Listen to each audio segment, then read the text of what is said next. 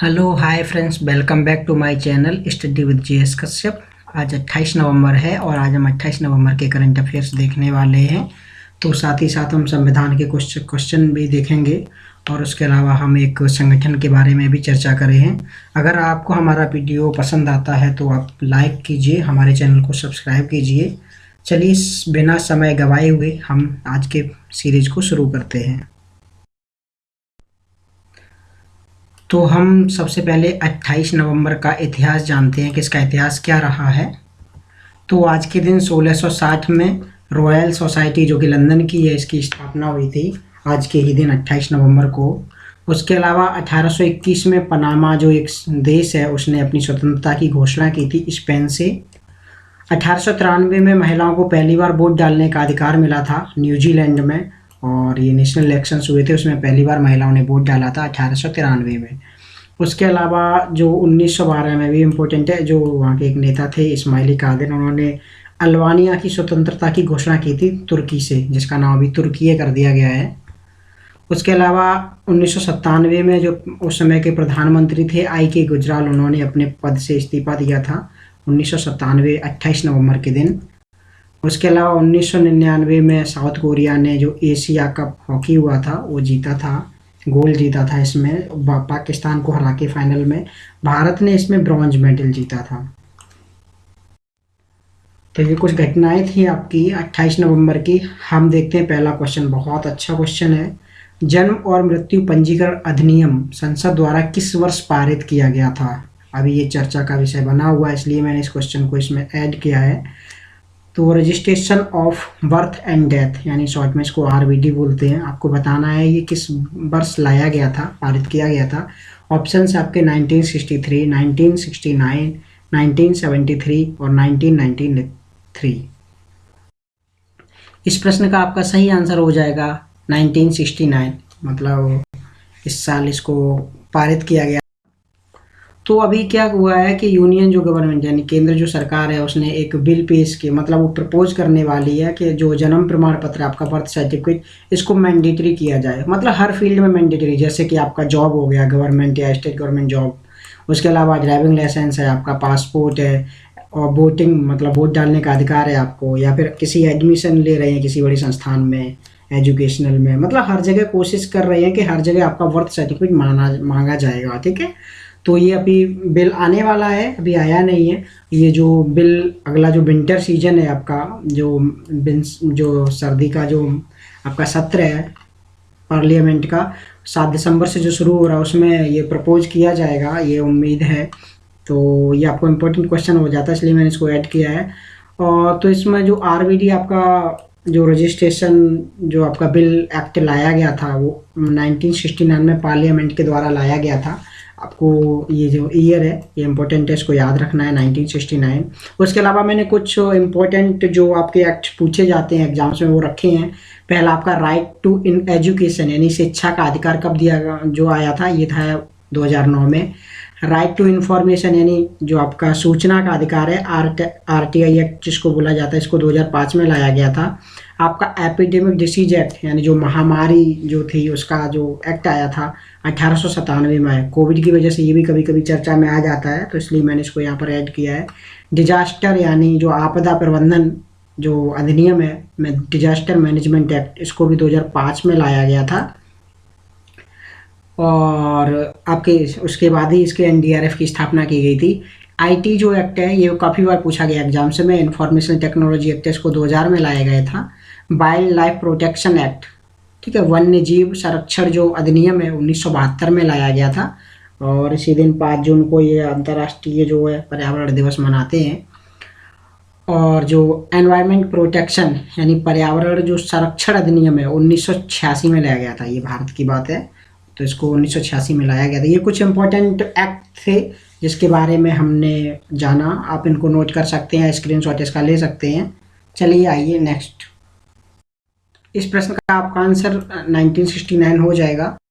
अगला प्रश्न है आपका, हर घर गंगा जल योजना किस राज्य ने शुरू की है? बहुत मतलब ये जल जीवन जो मिशन है आपका उसके अंतर्गत एक योजना की है, इसको गंगा जल आपूर्ति योजना भी कहते हैं। आपको बताना है ये किसने शुरू किया है, उत्तराखंड, उत्तर प्रदेश, बिहार या पश्चिम बंगाल, वेस्ट बंगाल। प्रश्न का सही आंसर है बिहार। तो ये योजना है गंगा जल आपूर्ति योजना, और ये सीएम है यहाँ के, इन्होंने इस योजना को शुरू किया है, नीतीश कुमार जी। तो अभी बिहार के जो चीफ मिनिस्टर मुख्यमंत्री हैं नीतीश कुमार, इन्होंने इस योजना को अभी इनॉग्रेट किया है, हर घर गंगा जल योजना। इसमें क्या होगा कि हर एक व्यक्ति को 135 लीटर स्वच्छ पानी दिया जाएगा प्रतिदिन पीने के हिसाब से, मतलब इतना पानी पहुंचना चाहिए, ये अमाउंट 135 लीटर, ठीक है। जो आपको पता होना चाहिए, जल शक्ति मंत्रालय ने एक जल जीवन मिशन शुरू किया था, हरियाली मिशन, और ये 15 अगस्त 2019 को शुरू किया गया था। उसमें टारगेट था कि पर जो व्यक्ति है उसको 55 लीटर पानी होना चाहिए, ठीक है। तो इसमें 55 था नेशनल वाले में, और इसमें 135 है, ठीक है। तो उसको आपको याद रखना है। तो 135 लीटर। उसके अलावा इसमें क्या है, 151 किलोमीटर कुछ लंबी पाइपलाइन बिछाई गई है अंडर वाटर, मतलब अंडरग्राउंड में, और उसके थ्रू आपका पानी जाएगा। और इसके लिए मुख्य जो 4 डिस्ट्रिक्ट हैं वो आपकी इसके लिए मतलब लाभान्वित होने वाली हैं, राजगीर, गया, बोधगया और नवादा। ये बिहार की 4 डिस्ट्रिक्ट हैं, बड़ी डिस्ट्रिक्ट्स हैं, और इसमें मतलब ये पानी प्रोवाइड किया जाएगा, और ये इसमें गंगा जी का पानी को भेजा जाएगा। और इससे क्या होगा, राहत मिलेगी कि वहाँ पर जो बहुत ज़्यादा कभी कभी बाढ़ आ जाती है मानसून के दौरान, और ये पता ही है आपको, कोसी नदी भी वहाँ की बहुत बिहार का शोक कही जाती है। तो मतलब उस समस्या से भी निपटने में ये मदद करेगा, और जो ग्रामीण क्षेत्र हैं जहाँ पानी की कमी है वहाँ पर भी लोगों को मतलब उस अच्छा जीवन और अच्छा पानी मिलने में मदद करेगा। तो ये जो आपका जो योजना को लॉन्च किया गया, जल जीवन मिशन हरियाली मिशन, उसके अंतर्गत इसको लॉन्च किया गया है। अगर जल जीवन हरियाली मिशन को प्रधानमंत्री श्री नरेंद्र मोदी ने 2019 में लॉन्च किया था, स्वतंत्रता दिवस यानी 15 अगस्त के मौके पर। अगर इसका मंत्रालय देखते हैं तो ये जल शक्ति मंत्रालय है, जो कि उसी समय गठित किया गया था, और इसके मंत्री हैं गजेंद्र सिंह शेखावत। अगर बिहार के बारे में देखते हैं तो बिहार की राजधानी आपकी पटना हो जाती है। सीएम तो अभी बता दिए हमने, नीतीश कुमार है, और इसके गवर्नर हैं फागू चौहान, ठीक है, जो उत्तर प्रदेश के रहने वाले हैं। इसकी ज़्यादा मतलब वो नहीं है, लेकिन मेरे फ्रेंड है उसके गांव के ये हैं आजमगढ़ से। अगला, तो इस प्रश्न का तो सही आंसर आपका बिहार हो जाएगा। उत्तराखंड में देखते हैं तो अभी पुष्कर सिंह धामी जी यहाँ के सीएम हैं। उत्तर प्रदेश में आपके योगी आदित्यनाथ जी सीएम है। मैंने इसको सही नहीं किया, इसको सही तो यही आंसर हो जाएगा, ठीक है, वो मैंने ऐसे ही मार दिया। वेस्ट बंगाल में आपकी ममता बनर्जी जी हो जाएंगे, ठीक है। और यहाँ पर एक बोस करके हैं, सीबी बोस, यहाँ पर जीएम आपका गवर्नर बनाए गए हैं वेस्ट बंगाल के, अभी बताया था कुछ दिन पहले, आपको ध्यान रखना है। अगला प्रश्न है आपका, हाल ही में 25वें राष्ट्रीय सम्मेलन में ई गवर्नेंस श्रेणी में जो स्वर्ण पुरस्कार है वो किसने जीता? आपको गोल्ड बताना है।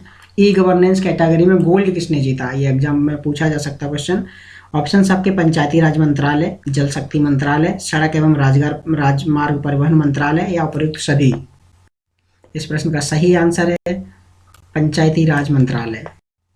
तो ये ई गवर्नेंस जो कि जम्मू कश्मीर के कटरा में ये आयोजित हुई थी, तो इसमें जो ई ग्राम स्वराज और ऑडिट ऑनलाइन को गोल्ड मेडल मिला है। ये गलत ये हो गया, ये आपका दूसरे वाले का स्लाइड आ गई है इसमें, बिहार वाले की। तो ये इसमें क्यों दिया गया है, ये आपका राष्ट्रीय जो पुरस्कार एक्सीलेंस इन गवर्नमेंट प्रोसेस री इंजीनियरिंग फॉर डिजिटल ट्रांसफॉर्मेशन, इस श्रेणी में आपको पंचायती राज मंत्रालय को ये पुरस्कार दिया गया है। तो इसने अच्छा काम किया है जो ई मतलब ऑनलाइन के क्षेत्र में। और इसके अलावा ये जो डॉक्टर जितेंद्र सिंह हैं आपके केंद्रीय मंत्री, इन्होंने आज ये पुरस्कार प्रदान किया है। तो इस प्रश्न का आपका सही आंसर हो जाएगा पंचायती राज मंत्रालय, यानी जो आपके 25th नेशनल कॉन्फ्रेंस थी उसमें ई गवर्नेंस श्रेणी में पंचायती राज मंत्रालय को गोल्ड मिला है। अगला प्रश्न है, भारतीय ओलंपिक संघ की पहली महिला अध्यक्ष कौन बन सकती हैं? अच्छा क्वेश्चन है, क्योंकि ये ओलंपिक संघ में बहुत ज़्यादा मतलब कभी कभी उथल पुथल रहती है, किसी पे आरोप, अन्य जो नरेंद्र बत्रा थे उन पर बहुत सारे आरोप लगाए गए थे। तो अभी ये बताना है कि आपको इसमें पहली महिला अध्यक्ष, पहली बार हुआ कि कोई महिला अध्यक्ष बनेंगी, तो आपको बताना है कौन हो सकती है। पीवी सिंधु, कर्णम मल्लेश्वरी, पीटी उषा या मीराबाई चानू। प्रश्न का सही आंसर है पीटी उषा। ये पीटी उषा हैं, और ये आपकी धाविका रही हैं, मतलब आपकी एथलीट हैं। तो महान धाविका जो है आपकी पीटी उषा भारतीय ओलंपिक संघ की अभी अध्यक्ष चुनी गई हैं। ये होना था कि अभी मतलब बनी नहीं है, 10 दिसंबर को ये मतलब चुनाव होने वाले हैं। लेकिन इसमें क्या हुआ, जो नामांकन दाखिल करने की तारीख थी 27 नवंबर, वो ओवर हो गई और इन्होंने अकेला नामांकन किया है। तो जब अकेला नामांकन किया है तो इसमें मतलब कोई दूसरा ऑप्शन ही नहीं है, तो इनको ही बनाया जाएगा। तो इसलिए क्वेश्चन बन जाता है आपके लिए इंपॉर्टेंट कि पीटी उषा इसकी अध्यक्ष बनने वाली, और ये मतलब पहली ओलंपियन होंगी, महिला ओलंपियन होंगी। इससे पहले भी ओलंपियन मतलब एक इससे पहले आपके यादविंदर सिंह थे, ठीक है, उन्होंने भी ये जिम्मेदारी संभाल चुके हैं। अगर देखा जाए तो इंडियन ओलंपिक जो एसोसिएशन है, इसकी स्थापना 1927 में हुई थी और इसका हेडक्वार्टर आपका दिल्ली में है। वर्तमान में जो हेड थे अभी हैं वर्तमान, वो अनिल खन्ना जी हैं, ठीक है, इनके बाद ये बन जाएंगे। तो इस प्रश्न का सही आंसर हो जाएगा आपका पीटी उषा। और अगला प्रश्न है आपका, भारत और ऑस्ट्रेलिया के बीच होने वाला ऑस्ट्रा हिंद 2022 युद्ध अभ्यास का आयोजन कहाँ किया जाएगा? अभी लेटेस्ट सुर्खियों में बना हुआ है ये युद्ध अभ्यास।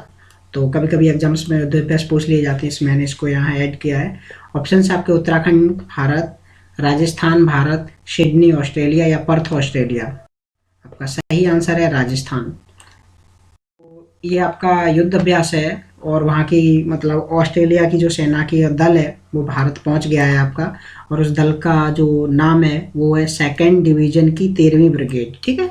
ये आपकी भाग लेने वाली है। और भारतीय सेना की बात करें तो यहाँ से डोगरा जो रेजिमेंट है वो भाग लेने वाली है इसमें, और ये पहली बार आयोजित होगा, इसलिए जो इम्पोर्टेंट हो जाता है। जो ऑस्ट्रा हिंद है, अभी सरकार मतलब भारत सरकार ऑस्ट्रेलिया की सरकार ने इसको डिसाइड किया कि ये मतलब हर साल आयोजित किया जाएगा, लेकिन ये एक बार भारत में आयोजित किया जाएगा तो एक बार ऑस्ट्रेलिया में आयोजित किया जाएगा। ये फर्स्ट टाइम है तो भारत में आयोजित हो रहा है, नेक्स्ट जब ईयर होगा तो आपका ऑस्ट्रेलिया में आयोजित होगा, ठीक है। और ये पहली बार है और ये आपका 18 नवंबर से 11 दिसंबर तक चलने वाला है, ठीक है। और कहाँ पर चलेगा? आपका जगह का नाम राजस्थान है, लेकिन उसमें राजस्थान में महाजन फील्ड फायरिंग रेंज, महाजन फील्ड फायरिंग रेंज राजस्थान में ये होने वाला है, ठीक है। तो आपको ये याद रखना है।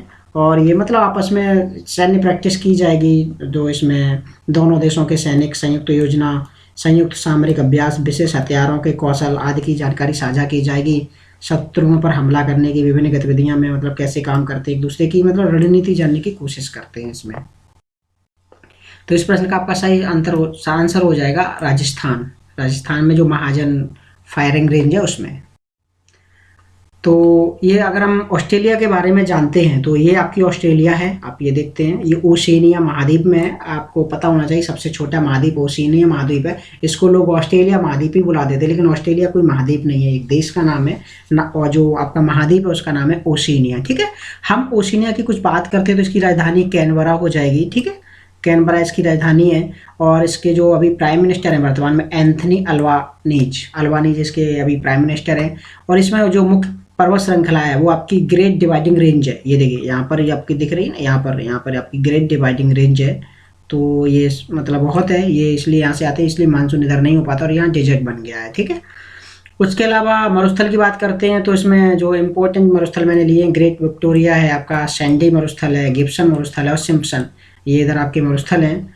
अगर नदियों की बात करते हैं तो मरले और डार्लिंग 2 नदियाँ हैं ऐसे करके यहाँ पर, तो आपकी 2 नदियाँ इंपॉर्टेंट हैं। और यहाँ पे प्रसिद्ध सोने की खदान है, यानी गोल्ड की जो माइंस है आपके पूछी जाती कभी कभी, कालंगी और कुलगार्डी, ये 2 इम्पोर्टेंट खदान थी, इसलिए मैंने इसको नोट किया है।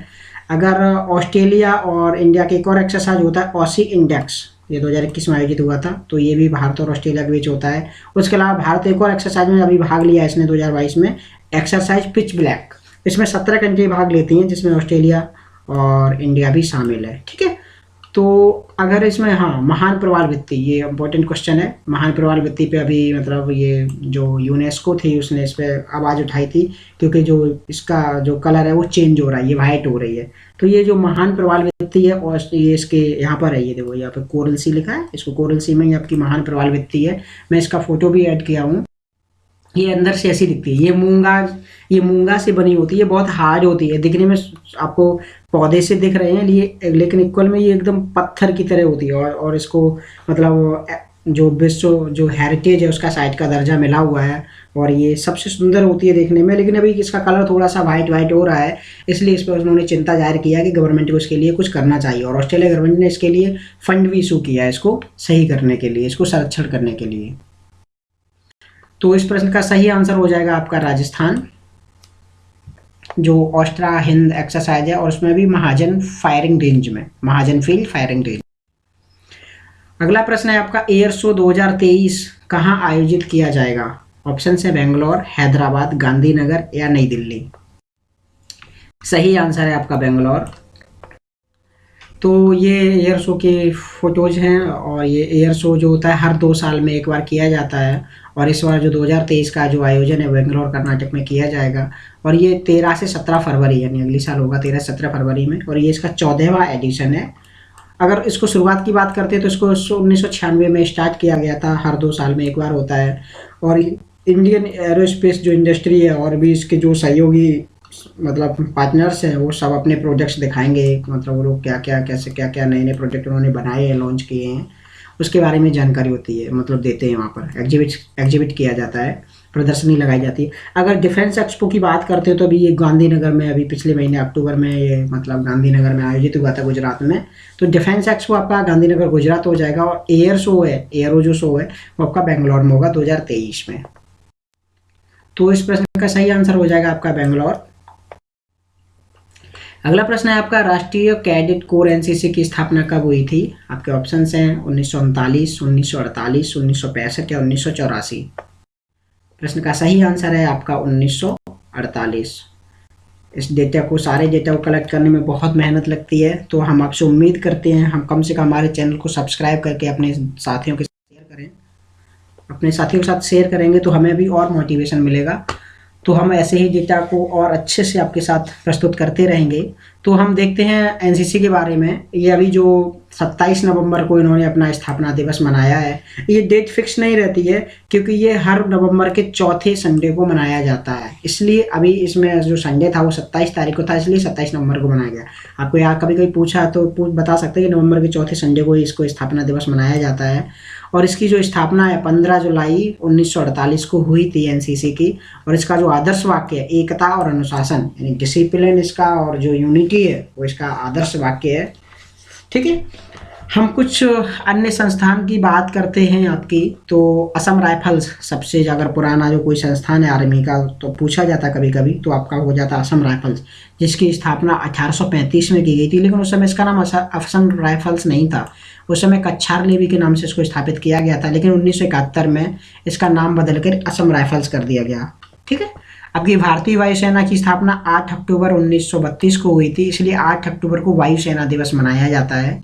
अगर सीआरपीएफ की बात करते हैं, केंद्रीय रिजर्व पुलिस बल, तो इसकी स्थापना आपकी 1949 को हुई थी। सीमा सुरक्षा बल यानी बीएसएफ की स्थापना आपकी 1 दिसंबर 1965 को हुई थी। और राष्ट्रीय सुरक्षा गार्ड यानी जो इंदिरा गांधी की जब हत्या कर दी गई थी तो उसके बाद फील हुआ था जो सुरक्षा एजेंसियों को कि एक ऐसी मतलब एजेंसी होनी चाहिए जो पूरी तरीके से मतलब सक्षम हो इनको प्रोटेक्ट करने में।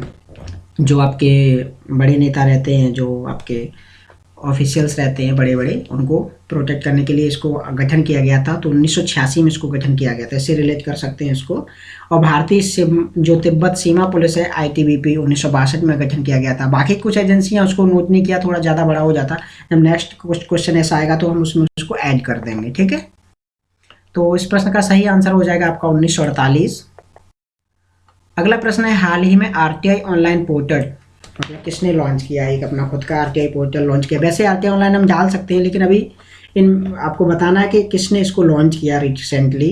तो ऑप्शन है आपके सुप्रीम कोर्ट, सूचना और प्रसारण मंत्रालय, विधि और न्याय मंत्रालय या राष्ट्रपति मतलब जो है उन्होंने लॉन्च किया है। तो इस प्रश्न का सही आंसर हो जाएगा आपका सुप्रीम कोर्ट।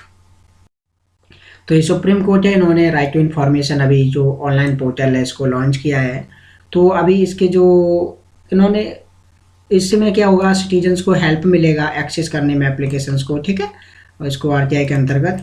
और इसको जो चीफ जस्टिस हैं अभी डीवाई चंद्रचूड़, उन्होंने कहा है ये पोर्टल मतलब बहुत जल्दी यूज हो जाएगा। मतलब अभी अनाउंस मतलब अभी इसको इन्होंने लॉन्च किया है, अच्छे से काम मतलब करने में इसको थोड़ा सा टाइम लग सकता है। अगर चीफ जस्टिस की बात तो आपकी करते हैं तो ये डीवाई चंद्रचूड़ हो जाएंगे, अभी रिसेंटली अपॉइंट हुए हैं ये आपके। और अगर आरटीआई एक्ट की बात करते हैं तो ये मैंने पहले भी डिस्कस किया ऐसी स्लाइड में, तो ये 2005 में इसको चालू किया गया था आरटीआई एक्ट को। तो इस प्रश्न का आपका सही आंसर हो जाएगा सुप्रीम कोर्ट, यानी सुप्रीम कोर्ट ने अपना ये आरटीआई ऑनलाइन पोर्टल लॉन्च किया है। अगला प्रश्न है शिल्पी गुरु और हस्तशिल्प के लिए राष्ट्रीय पुरस्कार किसने प्रदान किए। मतलब नेशनल अवार्ड और शिल्पी गुरु जो अवार्ड है वो हैंडीक्राफ्ट यानी आपके शिल्प हस्तशिल्प के लिए दिए जाते हैं। आपको बताना है किसने दिए हैं। नारायण राणे जो एमएसएमई मिनिस्टर हैं, या फिर वाइस प्रेसिडेंट जगदीप धनखड़, या फिर जो राष्ट्रपति हैं द्रौपदी मुर्मू, या फिर प्राइम मिनिस्टर श्री नरेंद्र मोदी। सही आंसर है आपका वाइस प्रेसिडेंट जगदीप धनखड़। तो ये अवार्ड हैं जो आपके वाइस प्रेसिडेंट हैं, और ये आपके पीयूष जो गोयल हैं आपके जो वाणिज्य मंत्री हैं अभी, और ये इनको मतलब जो अवार्डी हैं जिनको दिए जा रहे हैं अवार्ड। तो यूनियन जो मिनिस्ट्री है आपको टेक्सटाइल जो यानी कपड़ा मंत्रालय है इसको ऑर्गेनाइज कर रहा है, यानी शिल्पी गुरु और आपका नेशनल अवार्ड को master craft person of the year 2017, 2018 और 2019 तीनों सालों के लिए अवार्ड दिए जा रहे हैं, क्योंकि कोविड की वजह से इनको आयोजित नहीं किया जा सकता था, और ये आपके वाइस प्रेसिडेंट द्वारा इसके यहाँ के चीफ गेस्ट हैं उन्हीं के द्वारा इनका अवार्ड को जो आपके जगदीप धनखड़ हैं इनके द्वारा दिया जा रहा है। अगर इसको हम अगर बात करते हैं इसकी जो आपका office of development commissioner handicraft, तो इसको इम्प्लीमेंट किया गया था इस स्कीम को। नेशनल अवार्ड इसके लिए दिए गए थे जो 1965 से इसको शुरू किया गया था, कि 1965 में आपका जो मास्टर क्राफ्ट पर्सन है उनको नेशनल अवार्ड दिए जाएंगे। उसके अलावा अगर शिल्पी गुरु अवार्ड की बात करते हैं शिल्पी गुरु की, तो इसको इंट्रोड्यूस किया गया था 2002 में, यानी 2002 से इसको देना शुरू किया गया था। 2 अवार्ड हैं, पहला एक है शिल्पी गुरु अवार्ड और दूसरा है आपका नेशनल अवार्ड इन हैंडीक्राफ्ट्स यानी हस्तशिल्प में राष्ट्रीय पुरस्कार। ठीक है, तो जो राष्ट्रीय पुरस्कार हस्तशिल्प में है और उनको 1965 में शुरू किया गया था, और जो शिल्पी गुरु अवार्ड है इसमें वो 2002 में शुरू किए गए थे। ठीक है, तो ये जो भी महान जो अपने लेजेंडरी लोग हैं जो इसमें काम में महारत हासिल करते हैं उन लोगों को अवार्ड दिए जाते हैं, ताकि जो भारत की जो हैंडीक्राफ्ट जो आर्ट है उसको बचा के रखा जा सके, सुरक्षित किया जा सके, और उनको लोगों को मोटिवेट किया जा सके। तो मैंने बताया कि पेंडेमिक की वजह से ये 3 साल तक आयोजित नहीं किए गए थे। तो इस प्रश्न का सही आंसर हो जाएगा वाइस प्रेसिडेंट जगदीप धनखड़। अगला प्रश्न है आपका, मैंने जैसे बोला था कि हम हर बार संविधान का एक क्वेश्चन लेंगे। मैंने सोचा है कि हम इसको सीरीज में तय करेंगे, इसको शुरू करेंगे।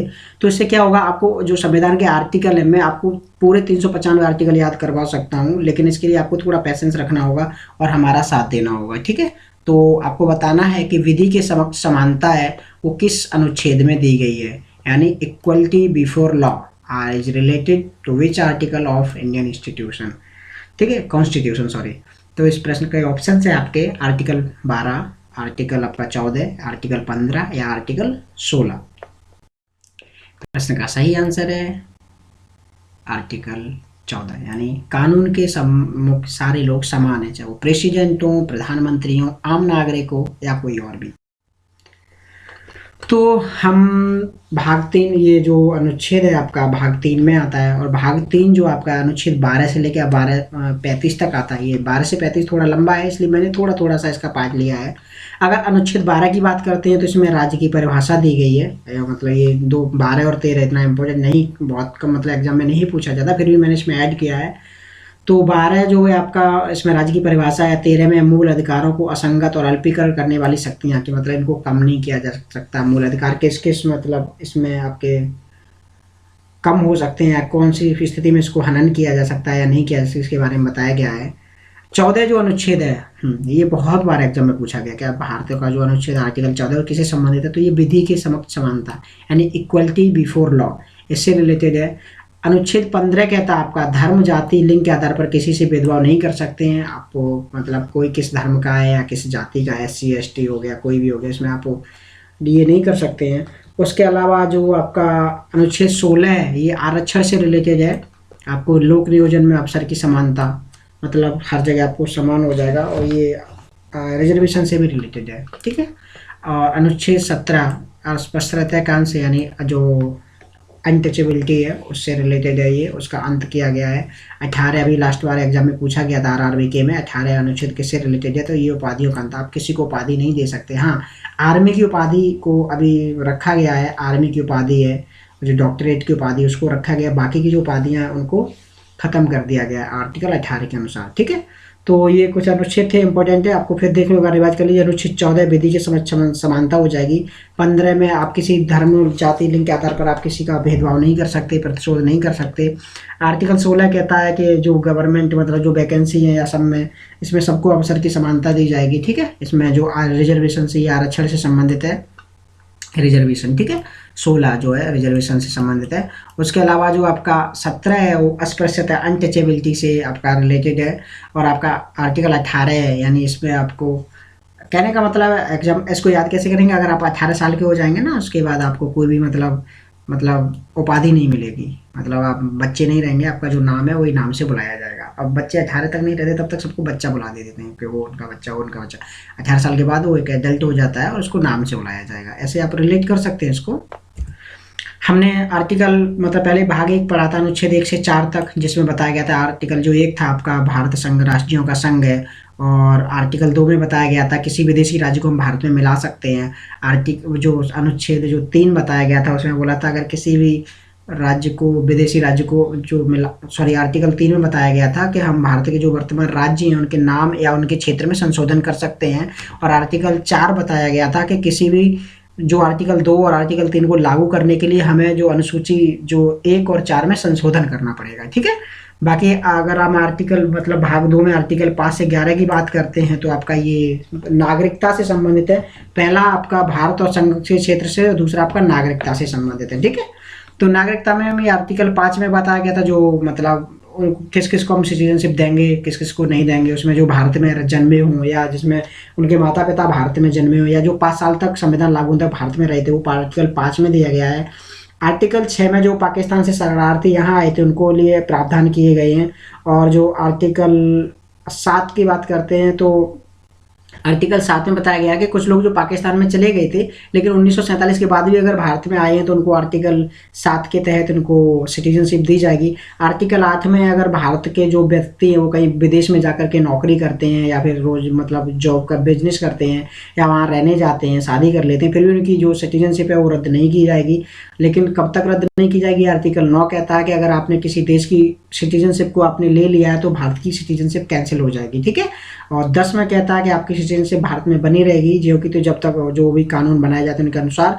और आर्टिकल 11 में जो है संसद आपके लिए इस पे कानून बना सकती है, ठीक है। ये 5 से 11 तक थे, 1 से 4 तक हो गए, 5 से 11 तक हो गए, और यहाँ पर 12 से लेके 18 तक। लेकिन इसमें 14 से आप 18 तक इंपॉर्टेंट है, इनको याद रखिए, ठीक है। बाकी हम आर्टिकल कोशिश करेंगे इनको रिवाइज करते रहेंगे और इसी तरह के अपने सारे आर्टिकल पूरे कर लेंगे। तो आज का हमने जो संगठन लिया है वो आपका ओपेक लिया है। पिछले बार एक बार एग्जाम में पूछा गया था कि ओपेक में कितने सदस्य हैं। मैं एक एग्जाम देने गया तो उसमें ये पूछा गया था, तो एक्चुअली मुझे उस समय मैंने ध्यान नहीं दिया था इस पर, तो मैं ऐसे मार दिया था। मैं यूएनओ के सदस्य 193 मार के आ गया था। तो इसमें ओपेक के जो सदस्य आपके 13 सदस्य हैं, ठीक है। यहाँ पे मैंने यहाँ मेंशन किया है। ओपेक क्या है, ओपेक की फुल फॉर्म क्या है? ओपेक की फुल फॉर्म है the organization of the petroleum exporting countries, यानी जो पेट्रोलियम को एक्सपोर्ट करते हैं, जो मतलब निर्यात करते हैं, जहाँ पर पेट्रोलियम की पैदावार होती है, जो पेट्रोलियम रिच कंट्री हैं, उनका एक ऑर्गेनाइजेशन है जिसको फाउंड किया गया था, जिसका स्टोन रखा गया था 1960 में। ये बगदाद में कॉन्फ्रेंस हुई थी, इसमें इन्होंने इसको स्थापित किया था। और इसमें जो उस समय जो कंट्री थी स्थापित करने वाली, ईरान, इराक, कुवैत, सऊदी अरब और वेनेजुएला, ये आपकी 5 कंट्री थी जिन्होंने इसको मतलब इसको स्टोन किया था, आपको इस नींव रखी थी इसकी। और इसका उद्देश्य था कि manage supply of oil in an effort to set the price of oil and world market. आपको क्या था इसमें, जो सप्लाई है उसको मतलब कंट्रोल करना था, और जो वर्ल्ड का मार्केट है उसमें उसका प्राइस क्या होना चाहिए और सप्लाई कितनी होनी चाहिए पर डे या पर मतलब मंथली, उसके हिसाब से इसको सेट किया गया था। क्योंकि अगर ये ज़्यादा सप्लाई करेंगे, डिमांड कम होगी तो उसका मूल्य गिर जाएगा आपका, इसका पेट्रोलियम का, और इससे उनको नुकसान हो जाएगा। तो ठीक है, और अगर ज़्यादा उत्पाद करेंगे तो हम उसको मतलब एक्सपोर्ट नहीं, कम उत्पाद करेंगे तो डिमांड बढ़ जाएगी, तो उसको बैलेंस करना था, ठीक है। जिससे आपकी परचेजिंग और प्रोड्यूसिंग और परचेजिंग किसी भी कंट्री पे मतलब बोझ ना बने और दोनों इसको मेंटेन कर पाए, दोनों की इकोनॉमी, ठीक है। इसको हेडक्वार्टर देखिए, इसको बगदाद जो कॉन्फ्रेंस थी उसमें इसको स्थापित किया गया था, जिसका इसका हेडक्वार्टर आपका वियना में बनाया गया है। वियना जो कि ऑस्ट्रिया की राजधानी है, वियना यूरोप का एक देश है वियना, ठीक है। तो इसके जो अभी वर्तमान में हेड हैं हैथम अलगईस, इसके हेड हैं जो कि कुवैत के रहने वाले हैं। अगर हम इसके मेंबर की बात करते हैं तो 13 मेंबर हैं इसके। Iran, Iraq, Kuwait, UAE, United State Emirates, Saudi Arab, Algeria, Libya, Nigeria, Gabon, Equatorial Guinea, Republic of Congo यानी कॉन्गो, अंगोला, वेनेजुएला, ये आपके मेंबर हैं। इसमें इक्वाडोर को भी मेंबर बनाया गया था, लेकिन उसने अपनी सदस्यता छोड़ दी थी 2007 में, और उसके बाद इसको मेंबर नहीं बनाया गया। उसमें शामिल जरूर कर लिया गया है, लेकिन इसको मेंबर से हटा दिया गया है। तो आपके 14 मेंबर नहीं है, इसमें 13 ही मेंबर है। तो ये आपके जो कंट्री हैं, ये यहाँ पे मैंने आपको दिखाया है, ठीक है। तो ये आपकी सारी कंट्री है। ये इक्वाडोर को कैंसिल कर दिया गया, इसकी सदस्यता को रद्द कर दिया गया है, ठीक है, इसने छोड़ दिया था, ठीक है। तो ये आपकी कंट्री है सारी, और इसका हेडक्वार्टर वियना में है, ठीक है। ऑस्ट्रिया इधर यहाँ पर बीच में है कहीं, यहाँ पर ऑस्ट्रिया वियना, वहाँ पर इसका हेडक्वार्टर है। तो ये आपके आपके जो ओपेक सदस्य हैं उनका मैप है। तो हम कुछ न्यूज़ देख लेते हैं। तो न्यूज़ है आपकी, जो पाकिस्तान के चीफ हैं, आर्मी चीफ हैं, काफ़ी इंपॉर्टेंट रहे हैं, सैयद असीम जो मुनीर हैं, ये आपके हैं, इनको आर्मी चीफ बना दिया गया बाजवा की जगह पे। उसके अलावा जो इंडियन बॉक्सर्स हैं, इन्होंने अभी एक चैम्पियनशिप चल रही है स्पेन में, ठीक है, जो यूथ मेंस और वुमेन्स यूथ चैम्पियनशिप, इसमें उन्होंने गोल्ड जीता है। ये सारे बॉक्सर्स हैं। विश्वनाथन ने 48 कैटेगरी में जीता, किलोग्राम कैटेगरी में जीता है। वंशराज ने आपका 63.5 किलोग्राम कैटेगरी में जीता है। जबकि जो देविका घोरपड़े लेडीज हैं, इन्होंने 52 किलोग्राम कैटेगरी में गोल्ड जीता है, ठीक है। तो ये कहाँ जीता है? IBA men's and women's youth championship, ठीक है। इंटरनेशनल बॉक्सिंग एसोसिएशन होता है IBA। अगला है जो India holds T20 briefing for T20 Nations and boys in Andaman Nicobar. जो G20 के जो राष्ट्रदूत आए हैं भारत में, क्योंकि G20 की मीटिंग अगली साल होने वाली है, दिसंबर से शुरू हो रही है, तो उसके लिए उनको ब्रीफिंग किया है। आपका अंडमान निकोबार में एक मतलब इनकी मीटिंग रखी गई थी, तो उसमें उनको बताया गया भारतीयों उसके बारे में, थोड़ा सा उनको दिखाया गया, माहौल वगैरह समझाया गया है। तो ये निकोबार मतलब अंडमान निकोबार में इस मीटिंग को रखा गया था। उसके अलावा जो एक एक्टर थे विक्रम गोखले, उनका निधन हो गया है। ये आपके विक्रम गोखले हैं, इनका भी निधन हो गया है रिसेंटली। उसके अलावा जो उज्बेकिस्तान है, आपकी सेंट्रल एशिया की एक कंट्री है, इसने बोला है कि हम इंडियन जो फिल्म इंडस्ट्री है उसको सपोर्ट करेंगे, आप हमारे यहाँ आइए और हमारे यहाँ फिल्में शूट कीजिए, और मतलब हम आपको सहयोग देंगे। उसके अलावा अभी इंडिया मलेशिया में हमारी एक जॉइंट मिलिट्री एक्सरसाइज हुई है, जिसका नाम है हरिमो शक्ति, ठीक है। ये हरिमो शक्ति एक एक्सरसाइज हुई है भारत और मलेशिया के बीच, जो कि मलेशिया में ही आयोजित हुई है, ठीक है। आज से आयोजित हो रही है मलेशिया में भी, जो जगह है पुलाई क्लोंग, ठीक है, वहाँ पर आयोजित हो रही है। तो ये 12 दिसंबर तक चालू रहेगी। आज 28 नवंबर से शुरू होगी और 12 दिसंबर तक चलेगी। तो ये आपकी एक्सरसाइज भारत और मलेशिया के बीच में, नाम इसका देख लीजिए, हरिमो शक्ति 2022। तो ये कुछ क्वेश्चन थे जो मैंने आपको इसमें कवर किए हैं, और हम कोशिश करेंगे हम ऐसे ही कब और नए प्रश्नों को लेकर आते रहें। कुछ स्टैटिक जीके का हम पोर्शन थोड़ा सा बढ़ा देंगे। आपको वीडियो अगर पसंद आए तो लाइक कीजिए, सब्सक्राइब कीजिए हमारे चैनल को, और अपने दोस्तों के साथ शेयर कीजिए, और उनसे भी बोलिए सब्सक्राइब करें। हमारा टारगेट है कि कम से कम 1000 सब्सक्राइबर हमारे होने चाहिए, तो हम अपने चैनल को ग्रो कर सकते हैं। तो वीडियो पूरा देखने के लिए बहुत बहुत धन्यवाद। मिलते हैं एक नए वीडियो के साथ, तब तक के लिए नमस्कार, जय हिंद।